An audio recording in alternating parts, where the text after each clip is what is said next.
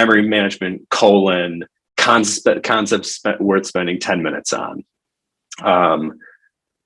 If you look online at, like, if you have an iOS interview coming up for like a iOS engineering at a big tech company, and you hop online and you say, like, what kind of questions are they going to ask me? You're going to see a very long list of like sort of these pop quiz type questions that a recruiter or an interviewer might throw out at the beginning of an interview to help you warm up, and then also kind of serve as a filter again for like candidates that really have little to no iOS experience, which for certain roles is not an issue if they specify that you don't, if they're willing to like teach iOS specifically, but then you need like a solid foundation of like computer science fundamentals, right? Like data structures and algorithms. But you will see memory management questions pop up all over the place.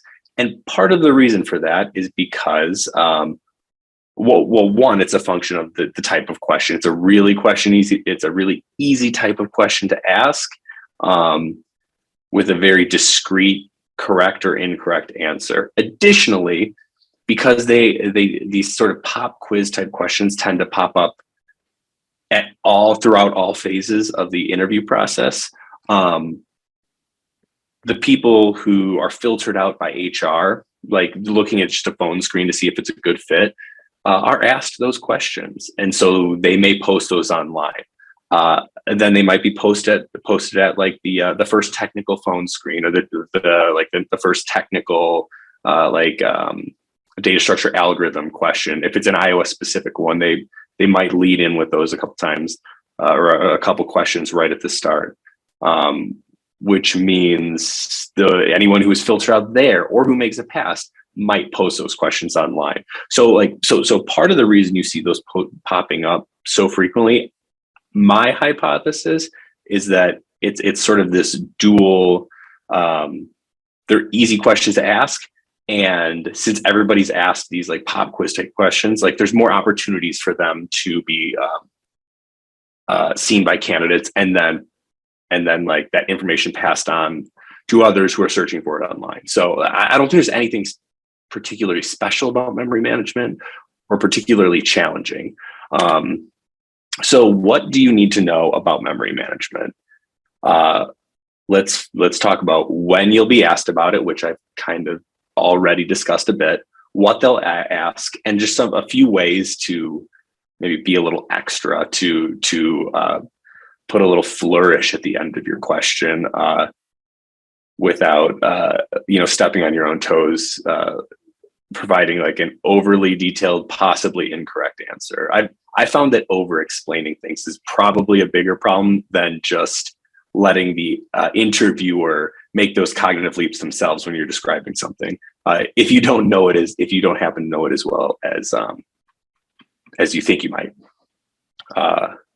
And I am speaking from personal experience on that one. Like I said earlier, what sort of questions will we see regarding memory management? Almost exclusively, all the questions I've run into, I tend not to ask them as an interviewer. I don't find them very interesting. But as an interviewee, yeah, it's these like iOS pop quiz questions. It is possible that like you could be presented with a piece of code, and the interviewer might say like, "What's the issue with this code?" and might give you 5 or 10 minutes to figure out what it is, in the event that it's related to like the issues related to memory management. Seems like a reasonable question. It just, I think because of the amount of legwork you need to like have that piece of code prepared beforehand, I don't know. I've never seen it, even though it seems like a reasonable question. But anyways, let me kind of keep chugging along here. So I will take a second and just ask, how is memory managed in iOS? Does anybody want to throw a hand up, talk, share, or just write it in the chat? ARC, perfect. And ARC stands for Automatic Reference Counting. Can you explain, if I was the interviewer, If you said arc, I'd say, great. Can you explain what that is? If I was the interviewee, I would probably say ARC, which means automatic reference counting. And then I would just start explaining where the number of references to an object is incremented or decremented for the purpose of retaining that object in memory for only as long as another object references it. Yeah, perfect, Pranav. That's exactly it. Runtime tracks number of references for every created object and deallocates the object with 0 reference count. Yeah, perfect. If you just say arc and then kind of provide that your interpretation of the definition, pretty strong response. You could also get questions about what is a retain cycle. Anybody? This is a pretty quick one, so I'll wait a minute or two and see if anyone can throw that out in the chat. Additionally, if you guys have any questions, feel free to throw them into the Q&A, and then when we have like a down minute or when they are, if I have these sort of pop quiz type questions, happy to answer them. Okay, so what is a retain cycle? 2 objects holding a reference to each other. Another definition, 2 objects referencing each other so they never get deallocated from memory. Yes, that never getting deallocated from memory is the key part of that. Another what is it? A synonym for that, or another term would be like a memory leak, right? Retain cycle memory leak. Yeah, so when 2 or more objects hold a reference, more specifically a strong reference to each other, such that their associated reference counts never reach 0 and therefore are never released or deallocated from memory. How can a retain cycle be addressed? Again, I'm gonna wait here. This is a real. I don't have to tell you how easy it is. Not using string references. Oh, strong references. Okay, yeah. So the Q&A. Strong. Got it.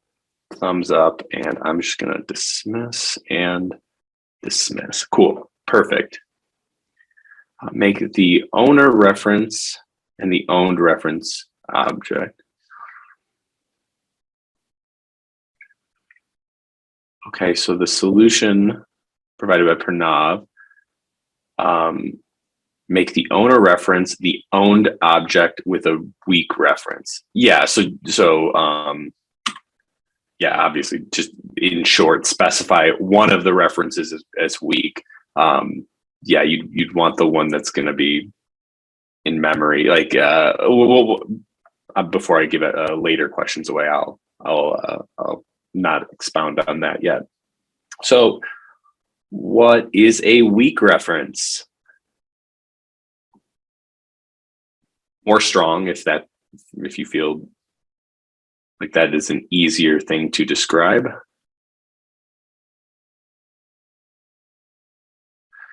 Just don't increment the reference count. Strong does affect the reference count.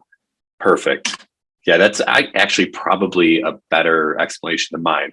Yeah, like a weak reference holds the reference value only as long as the object's strong reference count is greater than 0. I actually like Pranav's explanation better. Weak references don't increment the reference count. Strong references do affect the reference count. Great. So bonus, is there anywhere in code that retain cycles tend to occur? Okay, Pranav got that already. One of them, there's others. Child view controllers, delegates. Doesn't have a retain count. Yep, cool. Like that. There's another one that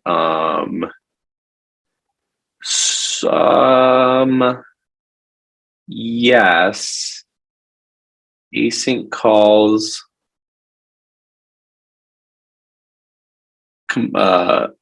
in general completions, right? So So yeah, the first one that someone mentioned, I think Pranav, was the like implementations of the delegate pattern. So here we have an example of some protocol that holds a reference to the view and then might handle some stuff or something like that, right? Now a class, like let's say this leaky view, which is a UI view, let's say it has a delegate, which is some view delegate, right? In this implementation, these are both strong references, right? So in order to fix this, we would probably want the view to reference the delegate as weak. And once something is weak, then it has to be an optional. Once a variable is weak, it has to be an optional such that because it's not guaranteed that the variable won't become nil, right? We also could have made the way to do it probably would have, in this case, been to make the view weak in the delegate. That's probably a better way to do it. Anyways, let's keep moving on. The other place they tend to occur is closures or completions.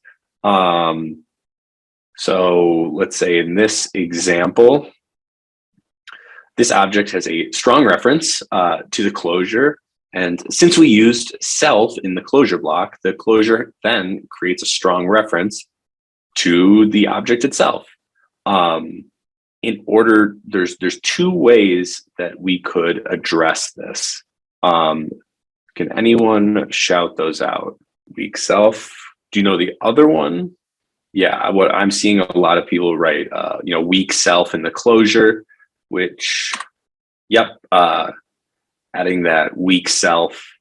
And then at that point, self would be an optional. So we need to do that optional chaining in order, if we're going to reference that, or we're going to need to unwrap it or something like that. However you deal with options, it's fine. The other way to deal with it is using the unowned self. It just, you have to be a little extra careful when you're using unowned, since that if the object has already been deallocated, when the closure is called, it'll crash. So you really only use unowned self when you are absolutely guaranteed that the object would not have been deallocated prior to the completion being called. Do we have any uncertainties or questions about those examples or anything we've talked about memory management? Want to become a software engineer at Google? You can, like thousands of our students. You just need to learn from those who've already cleared FANG interviews.